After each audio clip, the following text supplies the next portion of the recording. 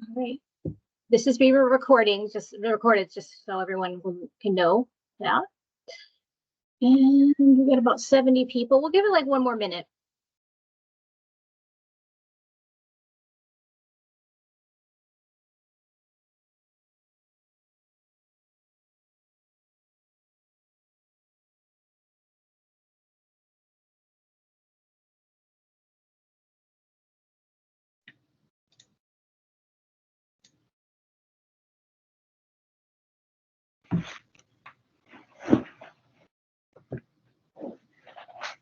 Well, welcome everyone to our first of our sessions, our first session of the 2024 HEAP web series.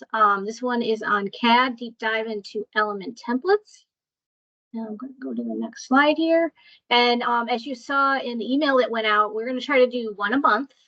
And this is the schedule for now. Things are subject to change as we get closer to each session.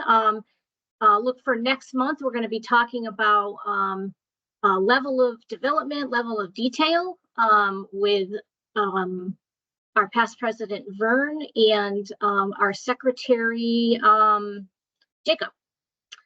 And yeah, so just look out. We'll be setting reminders for signups, and these will be quick, 1-hour sessions.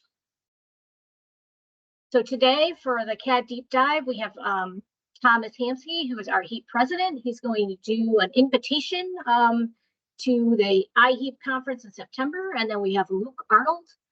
He is from Michigan DOT, and we have Josh Mans from Parsons and myself.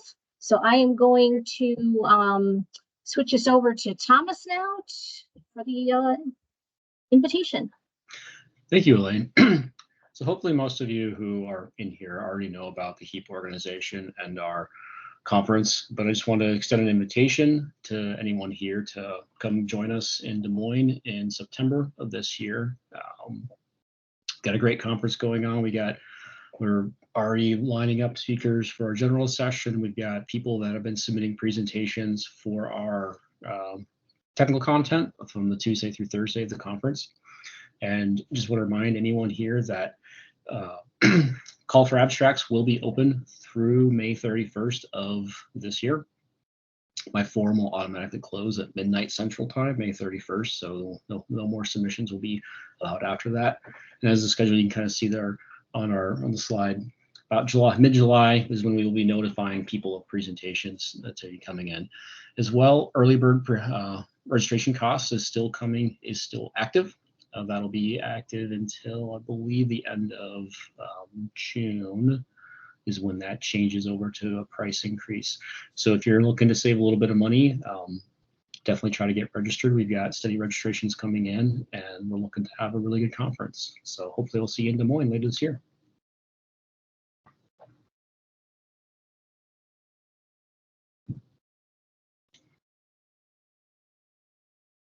You're muted, Elaine. Oh, thanks, Thomas. Sorry, I was on mute. So we're going to dive right into the session now, and we're going to be talking about the I in BIM, the information in BIM. Now, just to get started with BIM, I have BIM or BIM because no one knows, like, everyone knows what BIM is, but everyone has a different words for it. So a lot of times we use better information management. Other times you use building information modeling. You know what? It's both, right? And what does both have in it? They have I, the word I for information. So in the past, when we tried to put intelligence on our CAD graphics, we were really, I know in Connecticut DOT, we're really doing it by level. Like we had a level for every size of pipe, right? So that's how we were doing our item types before we had item types. And now with item types, you'll see in these two next presentations, we can do a lot more than just having the name of a level, right? So I also want to say that, so Bentley has their property and item type definitions. It's called item types. And then Autodesk, they also have the same thing called user-defined property classifications. So we really see with item types, this will help with our quantity estimates. It'll help with our digital reviews, field inspection, and with our CAD to GIS for asset management.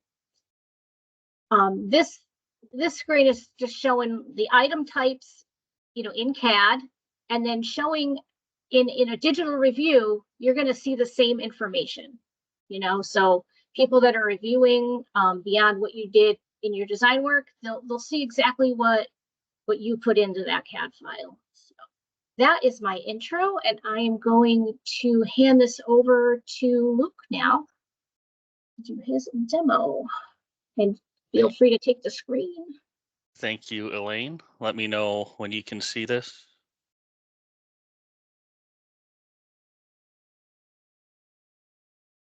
We're good. Oh, I see you not in there. Okay. So yeah, like Elaine said, I'm Luke Arnold. I'm the roadway modeling specialist with the Michigan Department of Transportation. Before I was in this role with our CAD support group, I was a road designer. I did that for about 6 years before I came to the central office. And my goal today is to show you really how we hope to use item types in the future at MDOT. A lot of this stuff is getting built into our workspace, but a lot of it really isn't ready for production yet. And so we'll kind of go over the different things that we want to be able to do with item types in the future. And Elaine, you made me laugh. One of my pet projects is to get rid of the thousands and thousands of levels that we have. And it doesn't really go that well when talking with our users. They really still like having a level for every size of pipe, which hopefully in the future, it'll be a little more simplified and we won't have to do that. A lot of the slides that I'm going to show here are from a presentation that I did at IHEAP in Utah last year. So I'll probably skip through some of these first ones, like what are item types, as Elaine kind of gave a good description. But basically, it's just our own user-defined properties that we can add to elements that we design.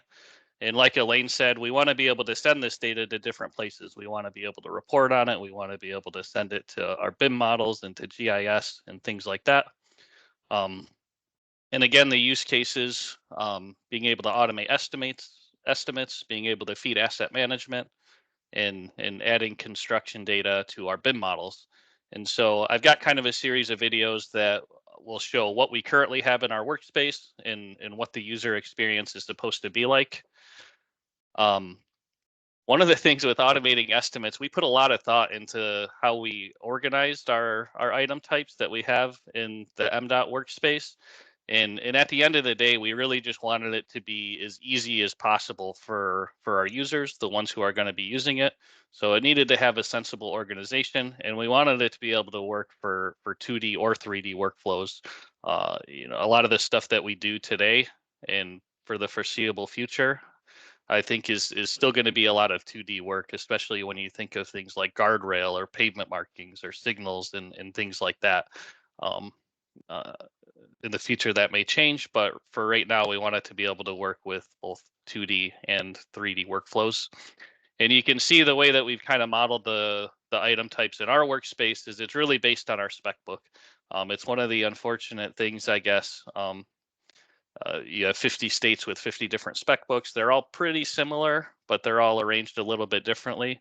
It would be nice to have some kind of national standard for item types, but it's something that's really difficult to do. And so if you work with Michigan, you're familiar with the MDOT spec book, you'll see that what we have built for quantities is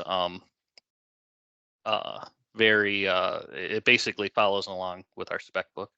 So here in this video, I'm going to kind of skip through it a little bit. You can see if I go and take a look at the item type libraries, we have everything for quantities at least arranged by the section of the spec book that you will find things. And so in our spec book, everything kind of ends up in different groupings of pay items. So everybody in Michigan, once you're around for a while, you know that Division 501 is for asphalt, and any pay items that relate to asphalt, you'll find in this part of the item type libraries. And if I skip ahead a little bit in this video, you'll see that what I'm going to do here is show kind of what the user experience is like in how the item types are integrated with our workspace. So here I'm going and I'm placing a corridor just using a generic template that we have in our template library. And if I go and take a look at the 3D view of this corridor that I just placed, you'll see that we have some extra pay item properties based on the feature definition. So this piece of pavement, it knows that it's a concrete feature definition. And so you will see that it has a concrete item type. And this is really cool. It actually reads the 3D depth of the element that you see in the 3D view, and it assigns a pay item based on that depth. So all of our pay items kind of follow the same structure. It's either 10 inch or 11 inch or 12 inch based on the depth.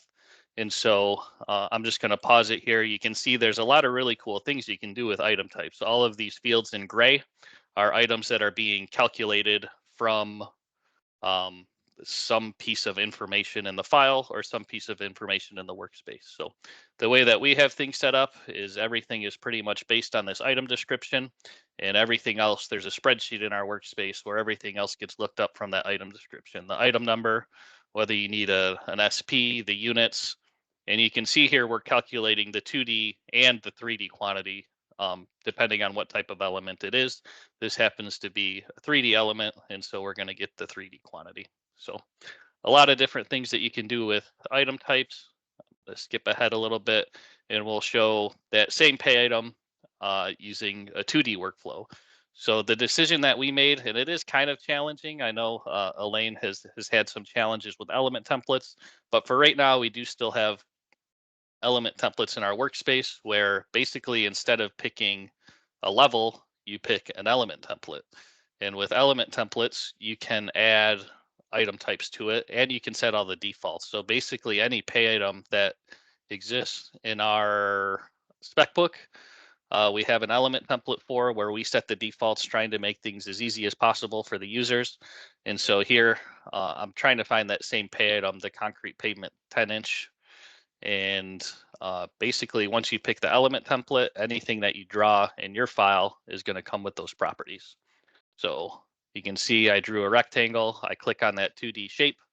And now instead of calculating the 3D area, it's calculating the 2D area since it is a 2D shape. And so that's one of the things that we definitely wanted. We wanted it to be easy for our users, and we wanted it to work for both 2D and 3D objects. Now, even though we've put all this work into our workspace, one of the challenges we still have is the way that we report on these item types. Sorry, my dog just knocked something over in the background, if you heard that. So the way that we report on quantities in Michigan is whatever appears on the plan sheet, we report on those pay items basically per plan sheet. Whatever is visible on the sheet, we get a listing of those quantities. And right now, there's not really a great way in the software to break big shapes up into smaller shapes and keep all of the item types intact. At least not that I'm aware of. I'd be interested to hear what other people are doing, if it is something that they're able to do.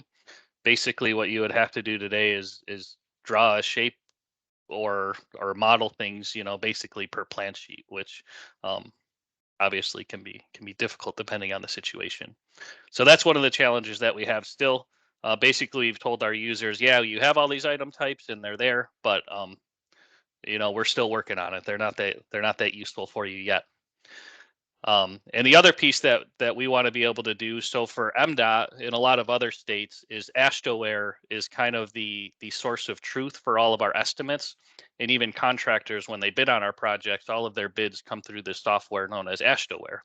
And so that's one of the things that we want to be able to do in the future, is to go right from the Bentley product, get our estimate done in the DGN world, and send that over to AASHTO, which is really the source of truth for all things pay items and bid related.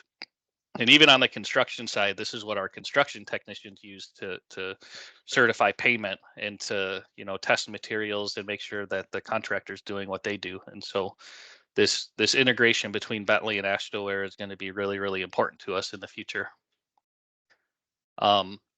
Another thing that we're thinking about, ways that we can use item types, is for feeding asset management. So right now at MDOT, one of the challenges that we have is all of our right-of-way. So we treat right-of-way as an asset. We have a right-of-way database that tracks all of the property that we own. but it's not a geospatial database. It's just a tabular database. If you want to get a map of the property that we own, well, we have these PDF maps or paper maps, and it's hilarious the way that we update these things. Basically, there's a hard copy that sits at one of our offices that is, the master copy. And when we buy new property, somebody goes in with a pen and draws the new property that we own and labels it. It's like not a very efficient process, as you can probably tell. And so that's one of the things that we want to solve with item types too. So basically, whenever we get a survey done, oftentimes the surveyor draws our property and does tons and tons of research to figure out, legally what property do we own. And so we want to find a way to just embed this into our workflows whenever we get a survey done. So here you can see I'm going to pick an element template for a parcel. So I think what I do in this video is I just draw a rectangle around, a piece of property that MDOT owns. And if you click on this shape, you'll see that it comes in, because we picked the element template, it comes in with some extra intelligence. So you can see we have properties for control section, parcel ID, and parcel sequence number. And the surveyor, they know which control section they're working on and what the parcel ID is, so they can come in here and type in those pieces of information. And again, we have some lookups. It's kind of like using Excel where it looks up the parcel sequence number. And the parcel sequence number, that's kind of the magic number in our right-of-way database, where once you know the parcel sequence number, you can figure out anything that you want to know about this piece of property. And so that's the hope, that in the future we will have a statewide map that has all of the pieces of property that MDOT owns. That way you can see things not only in a tabular form, but also on a map. And, just very, very valuable information that if we have that information, maybe you don't even need to order a survey. Maybe you can just stream in this GIS map that we have and learn a lot more about your project, really, really quickly, rather than waiting for a survey to be done. So asset management, that's definitely a big piece. And even going from GIS back to CAD. So this is OpenRoads Designer 2023. And one of the things we get is this new geospatial context window, where if you have an Esri feature service, you can connect to that database and stream data right into your CAD file. And this can be valuable even doing the things that we do today. I think in this example, I'm querying our base map that we have. The base map is a GIS map that is an authoritative data source, meaning that it is the source of truth for all of the roads in Michigan. And just by knowing the URL to that feature service, this is on our open data portal. Anybody could do this today who has OpenRoads Designer or MicroStation 2023. And how this relates to item types is that all of these GIS pieces of information, they come with the GIS attributes attached as item types. And so we can take advantage of that to do things like automated labeling. Here I have Civil Labeler, which can label the road names. Maybe I want to make a title sheet, or maybe I want to make a detour route, and I can just essentially stream this GIS data right back into my CAD file, where for me, it is more useful. And so really, really excited about these GIS integrations. And here you can just see that's an item type that this data came in with for, things like the name of the road, and, any GIS property basically comes in with this new GIS connection that Bentley has built into MicroStation. One of the things that Elaine, this is going to be kind of my final slide here to show how we've been using item types at Michigan, is sending this GIS data to our BIM models. So we've had one pilot project so far in Michigan where the 3D model was essentially the contract. And you can see here, I'm looking at this in Bentley's Synchro products. Synchro was the model viewer that we chose, and actually the contractor for this project. And so what you see here is that bridge model that was part of the contract for this project. And I'm going to navigate over here to one of our abutments. And you can see just all of the stuff that's turned on here, all of the complicated reinforcement. It's really hard to kind of wrap your head around what you're looking at, but all of the item type data that we attach to this model comes in. So you can see every bar here in this bridge model, it has a bar mark as an item type.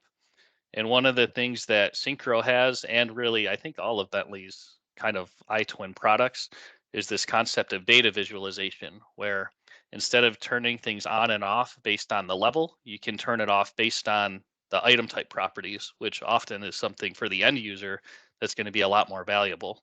So this video here, it's not sped up or anything. Basically what's happening is it's looking through the entire 3D model here for any bar marks, and it's color coding the rebar based on MDOT's bar mark, which has some kind of standard nomenclature for what the bar marks are. And I will skip through it a little bit. It's kind of slow, but there's thousands and thousands of pieces of rebar in this model. And you can see once it's done, everything here is color coded based on the bar mark. And we can even isolate things and turn things on and off based on the item type rather than the level, which is something that I know the surveyors and some of the other people that were really deep into the model on this project, it's something that they found very, very valuable. So that's what you see over on the left panel. Basically, I'm going to I want to isolate this bar mark 61003, so I can turn everything else off, and then I can scroll down and find the bar mark that I'm looking for, and then now I only see that specific rebar. So it's all the same level, most likely, in the CAD files, but having this extra information, you can just do a lot more with it. And I think here, I'm just going to select all these pieces of rebar so that you can get a count. So I know that, down in the lower right here, you can see there's 68 of this specific type of rebar. And I actually don't have another slide here, a closing slide, but that was the end of my presentation. So I don't know if you want to hold questions till the end, Elaine, but that was kind of an overview of how MDOT is using item types and what things look like in our workspace. Yeah, we might as well hold questions off to the end. That sounds good. And well, thank you. That was a great presentation. I think it's very helpful to everyone that's on the call here today. And showing that bridge model at the end is a great wrap into what Josh is going to show us from Parsons. And I'll let him take the screen and demo what he's got today. Thank you. Yeah, let me pull that up. So thank you. I appreciate that. Good presentation, Luke. Let me switch.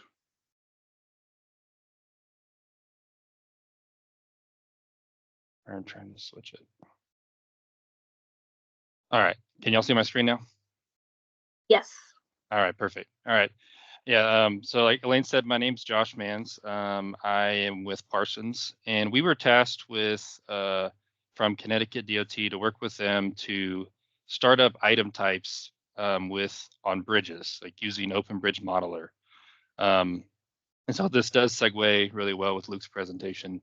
And so they are kind of in the infancy of starting out. They have more Bentley stuff in there and in the item types, and so for OpenBridge.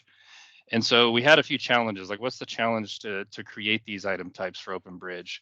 The first thing is, with any DOT and any is the pay items, like a spec book. What pay items do we need to report on? How is the spec book written? And as you can see from down here on the left side, they have the items. So the way that they do it there is they have these concrete mixes, the PCC, like there's 3340, there's different ones, and they use those for different types of elements of the bridge components. And so you can see for a footing here, it's this element, this type of concrete. And so how do we take those and put those in the bridge? And and utilize those for the item types and actually get that information and pull it from the bridge models. The next thing, and Luke said this in his presentation also, is how do we automate the process, minimize manual inputs. So how do we reduce the number of manual inputs? Because with OpenBridge, it's definitely it's different than OpenRoads Designer. On your templates are more parametric cells type, and how it applies the item types are different. You can have an item type for a whole pier, but then also it can disseminate to all the different parts of it, the cap, the column, the footing. And so how does OpenBridge Modeler work in that way? And so these are the challenges. I'll start by showing a solution. This is not the solution that we came the solution that we came up with. And in this video, I'm going to show how to place a pier and what that looks like, and then also it'll get into more at the end, like how to report on that. So first we go through is pick a material. So in OpenBridge Designer, you can actually pick a material, what material you're using, and you can see we have those materials that they have in the pay item list or the spec book. And so you're able to go in here and pick for the cap, the column, the footing, the concrete pad, the pile, all these different items, what type of class of concrete you're using. And then you can see all the item types are shown there. And so I'm going to place this pier, and it's going to place it. And then I'm going to go back through and let's go and see what happened with the item types. So you can see for the pier itself, the whole pier, it has an item type. That's just the property of the piers. It mainly has, what type of material it is, the build order, things like that. But then also you can go and go into the cap and go into the different elements of the item types and see the pay item, and then also the properties of that. So the way we set it up is we have, and I'll show you in a minute, is we have a pay item item type, but then also a item type just for any properties that we want to see. So you can see I'm going through all the different elements of the pier and showing how it separates all that out based on the feature definition. So let me go to the next one. So here's the parts, and so now I kind of showed the process. So I'm going to go through the parts and kind of break it down, go a little bit more detailed in each slide. So like I said, we have the materials, and these materials are based off the Connecticut, their class of concretes, and you can see listing in the description. Okay, so you're going to use 3340 for the abutment pile caps, pier pile caps, and it kind of tells you which type of concrete you're going to use. And then on the right side, you can see our bridge item types. And so, like I said previously, for each type, it's like a bridge pier, bridge deck, or beam. You have two different parts of it. You have your pay item, which your pay item is going to be your item number, which we'll get in that in a minute, your item description, and then the quantity, which is usually the volume. And then the other item type is for properties, and those are more detailed properties that we can get from the specific element.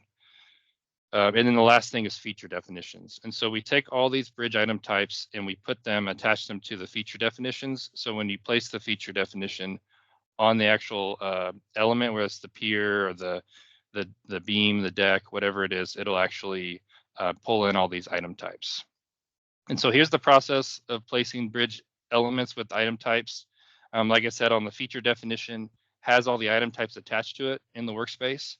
And so you'll go in and you'll select your material, and then you'll select your feature definition.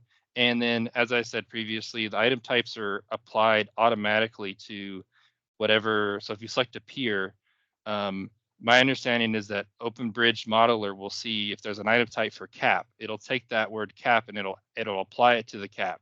If it sees footing, it'll apply it to the footing. And then it disseminates and separates all those to the different elements of the pier. But you also can have an overall item type for just the pier itself. And then the material determines the pay item number, and then using the Connecticut's pay item lookup table. Here's a quick breakdown of the item types. And so we have, like I said, we have the item type properties, which has different properties. So this is of a abutment, and you can see I'm looking at the cap. It has different properties of that abutment cap that you can pull. The material, it's very important to select material, because when you select the material, that's how it knows what item number from the pay item, the list. And so you can see from that pay item section, we have the quantity, material, item number, item description. And then I break down kind of some of the expressions that we're using to get that. So the item description is looking at the material, as I said. And then once that material is selected, the item number goes, and then looking at the item description, which is the material, it goes into the lookup table, and then that's how it gets the item number. And then some lessons learned on this is, we did learn that OBM has a bug in 10.11 and 10.12 where the item types would not break out.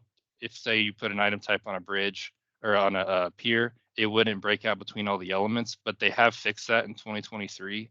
So we did have to kind of, go between 10.10 and 2023.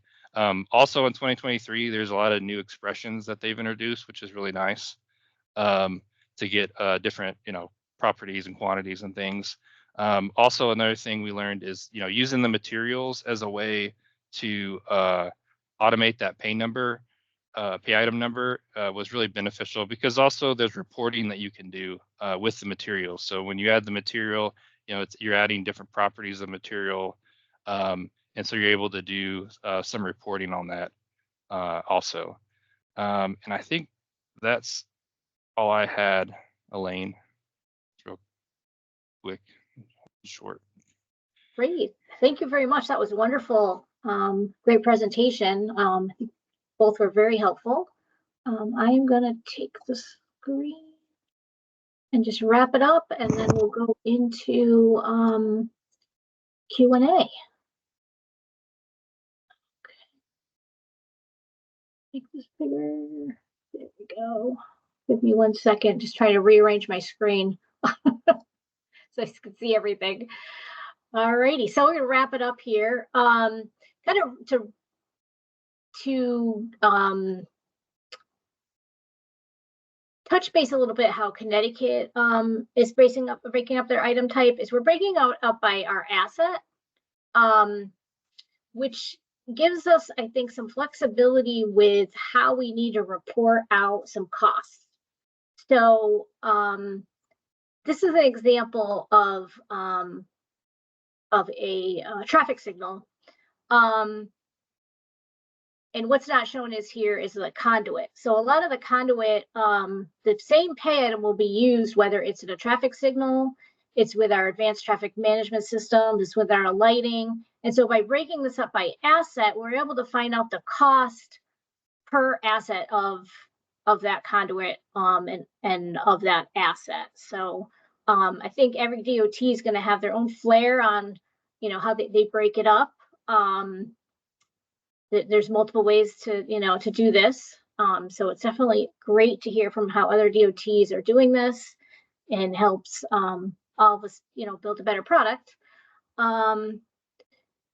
So this is just an example of what we're doing with assets, and we are able to have we are able to use FME to get this in and out of CAD. So this is an example of the setup of how the signal looks originally. You can see it was like a 2 span poles, and we're redesigning it with some mast arms. So with attaching the asset information and the pay item information, we're able to use the pay item information to do our quantity estimates. And then the asset information is what's coming over here to the updated record. So we can update the record, and then This here, you know, it stays in the database, but it gets flagged as not in use anymore, or, you know, been replaced. So this is just another example of the power that we can get out of using item types. That's all I have. So I'm going to stop sharing, and I'm going to figure out how to unmute everybody. And if you have a question, just put your hand up. I'm going to try to unmute everyone. Hold on.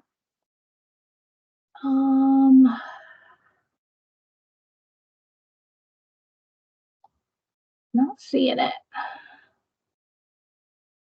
Allow mic for attendees. Allow mics. Okay, so if anyone has any questions, please put your hand up, and we'll call on you, and then you can unmute yourself at this point.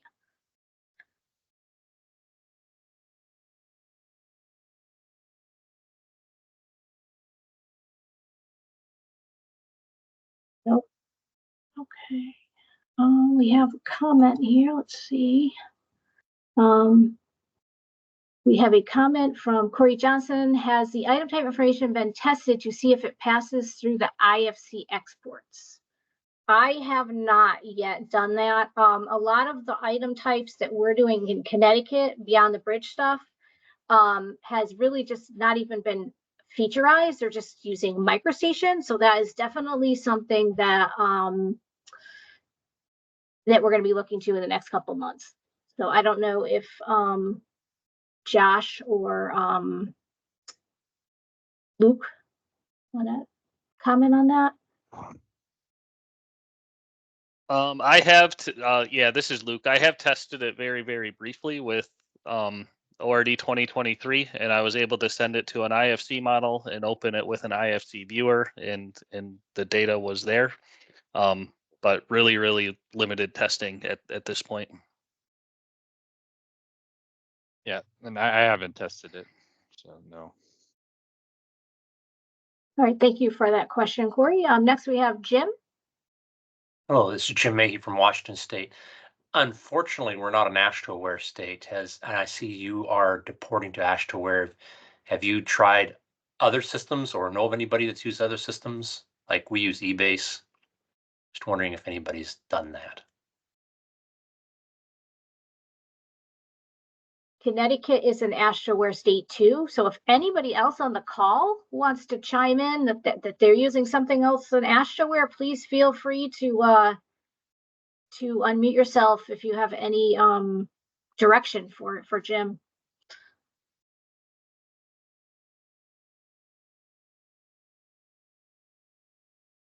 Go over to the chat. I think the answer is we need to go to AASHTO-aware, right? Yeah. Yeah, I mean, even now, there's not really a connection between the item types and AASHTO-aware, but it's something we're hoping for in the future at Michigan, anyways. Okay, thank you. Utah, we are not an AASHTO-aware state. To get our CAD data into Esri, we use FME, but we'll do reports of the item types and then import those from a spreadsheet. So we'll match up the element ID with the spreadsheet and bring those in.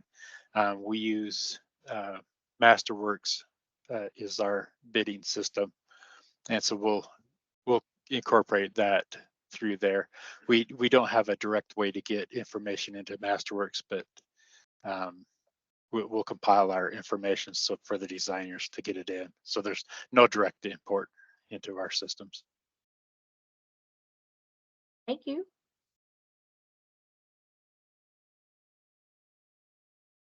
Anybody else have any questions? Oh, we got two here. We got Steven. I'm Steve from Wisconsin DOT. I just had a question on roadway quantities. We use miscellaneous quantity sheets. So how we break out the quantities might not necessarily match up with how we model the roadway. Has anybody found a way to kind of split that out or break those quantities down differently than how things were modeled? Not a great way here in Michigan. I know so in the Bentley products, at least, there is a quantities by name boundary, which can break things apart by name boundary. So if you have a name boundary that matches, you know, how you want to report on things, that'll work. But that only works for things that have a feature definition, basically. So it doesn't work for any 2D objects that might just be a microstation cell or a shape. And so, again, we're still in the process of figuring it out and trying to make it what's best and most usable for our users. So Yeah, Right. you know, we have this internal discussion all the time as some crews are breaking up their detailed estimate sheet by stage. Others are breaking it up by sheet. And some states aren't even doing sheets anymore. They're just doing these roll plot things. So then, you know, if you're doing a roll plot, how do you break up roll plots? Do you do it by stage? You break it up at all? And then in Connecticut, not even all of our items get broken out the same way.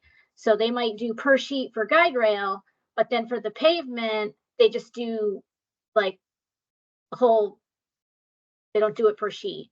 And then if it's by say you have a signal, they're doing theirs by signal, which their sheet might be broken up different than highways would. And then same with illumination. So once you get down to our subdisciplines, they're doing their own detailed image sheets their own way. So, you know, in Connecticut, I think we need a larger discussion on where we're going and how this detailed estimate sheet's even being used downstream. How is the inspectors even using it, or are they? Is it just that doing this detailed estimate sheet before we had AstroWare is how contractors were bidding. They were bidding off that detailed estimate sheet. So are contractors even bidding off that anymore? Are they just using the AstroWare product or the downstream product? So, you know, as far as deep as we're into this, we are still wondering how we're going to figure all that out. Okay. David? Thank you. Welcome. Dave Kleinott, Delaware DOT. I noticed that not many people are using property types in item types, and I'm wondering if there's a reason why. Are you talking about the custom properties?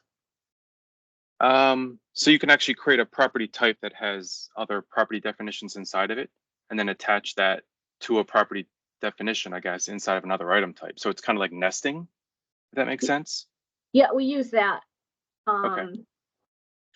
So if we had a mast arm, we're only placing 2D cells right now for the mast arm, but the mast arm might obviously has a mast arm itself, has a foundation, has some excavation. So we're building on that using like a custom property.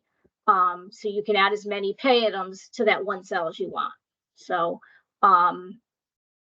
we definitely use that, you know, and some of our graphics or some of our pay items, like a guide rail, we probably wouldn't attach more than one pay item to that. But something like a mast arm, we definitely would use those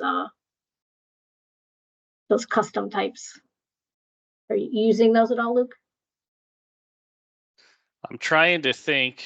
I'm not sure if we are anywhere, and I'm trying to remember why, because I know that I have used them just in testing and stuff.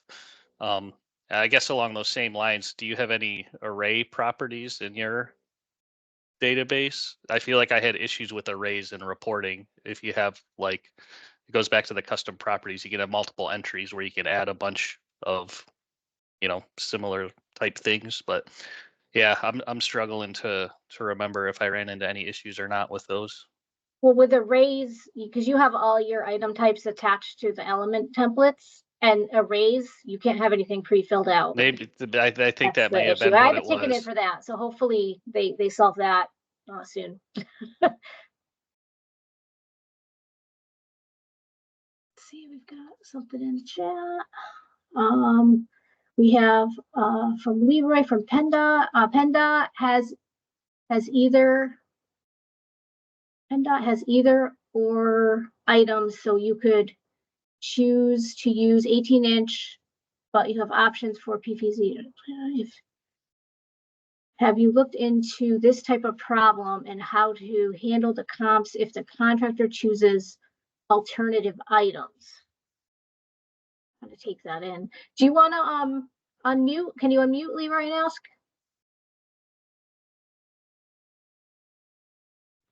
So basically, we have options for the contractors when we put out a project. You give them the choice that the designer puts out there, but then you also have either or items that they can choose from. So if they were to choose one of the alternate items, right now, and I haven't done this for quite a while, but they would have the same pay for all the different types, but it would ultimately be better if we could actually charge them the fees for each type and be able to have that as part of the contract coming back to the designer. So that's why when you guys start talking about the item numbers and the quantities and the materials and all that stuff, if we could actually have it so that it could be basically, if the contractor chooses a different option, he picks that, and then it would update it into the system and bring it back to us. That makes sense to you guys? Yeah, I'm not sure how it's handled in every state, but in Michigan, we have kind of that same situation, but for something like a culvert, we specify it as like a class A pipe, and a class A pipe can be multiple different materials, and it's up to the contractor to select it, but it's all the same pay item, which it sounds like it might be a little bit different in PennDOT. So Yeah, it's not exactly the same scenario. right. No, I was just wondering, as I saw you going in a good direction. It's just a matter of how far you make it. So thank you. You're welcome. Yeah, we have the same thing where, like, for our attenuators, we just say what type of, is it tangential? It's like the need, and then we have an approved list of what they put in. So downstream, we'd need that added. So it's the same pay item, but we'd need that added by either the inspector or the contractor at install. So then that will come through to the asset updated with the type that was put in. Next we have Jeremy. This was just more of a comment for Leroy, but I mean, we're researching item types and stuff for Nebraska DOT and some of the different things we can do. But in regards to the multiple pay item types, he can have a lookup table or a pick list associated to the alternate item types that are allowed to be utilized. I don't think there's a way to easily get that input from the end user, what they selected. I think it's always going to be some type of human effort to toggle to what was utilized for that project. But if you get input back of, hey, we utilize this asset or this item type, you can go through and select it, have it assigned to maybe an optional item type with a pick list, and pick the item type that they chose.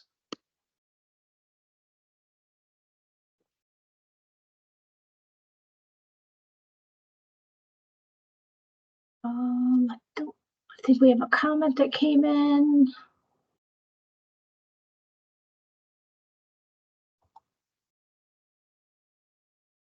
We have Tom from New Jersey asking if we were able to export shape files that can be imported. Export shape files that can be imported into CAD. When they come in, they have item types, properties attached. I think that's kind of what Luke had shown. Now with 2023, you don't even need the shape files anymore. You can just connect up to the database. We haven't done much with shape files, but Yeah, we try to avoid shape files wherever we can, and even going from CAD to GIS, we're having the same discussions on what the optimum workflow is, because we don't want to send a whole bunch of shape files over to our GIS team and force them to figure it out. You know, we want something like FME. Unfortunately, we don't really have any FME experts, I guess you would say, like within the department, and so it's still something we're trying to wrap our heads around and figure out the best path forward. But yeah, even a shapefile, if you have shapefiles to bring into CAD, I think you can just reference it like a normal reference, and it comes in with the GIS properties as item types now. I'd have to confirm when that was added, but I'm pretty sure at least in 2023 you can do that.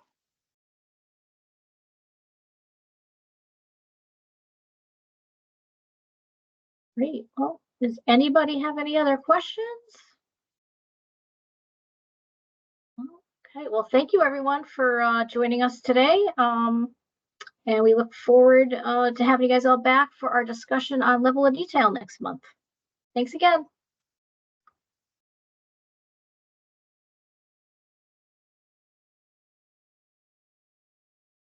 Thanks so much.